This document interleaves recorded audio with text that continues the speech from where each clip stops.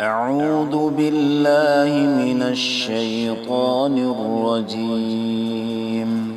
بسم الله الرحمن الرحيم.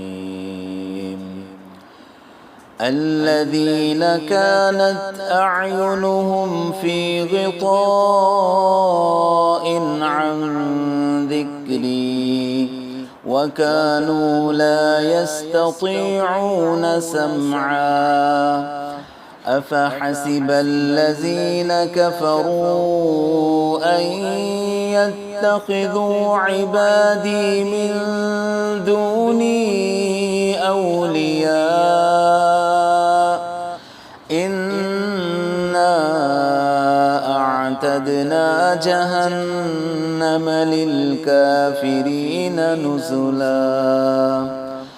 قل هل ننبئكم بالأخسرين أعمالا الذين ضل سعيهم في الحياة الدنيا وهم يحسبون أنهم يحسنون صنعا أولئك الذين كفروا بآيات ربهم ولقائه فحبطت أعمالهم فلا نقيم لهم يوم القيامة وزنا ذلك جزاؤهم جهنم بما كفروا واتخذوا آياتي ورسلي هزوا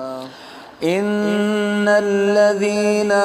آمنوا وعملوا الصالحات كانت لهم جنات الفردوس نزلا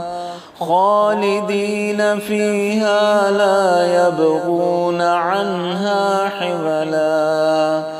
قل لو كان البحر مدادا لكلمات ربي لنفد البحر قبل أن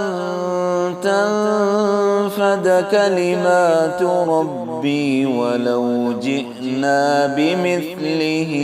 مددا قل إنما أنا بشر مثلكم يوحى إلي أنما إلهكم إله واحد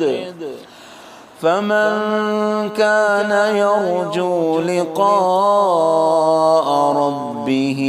فليعمل عملا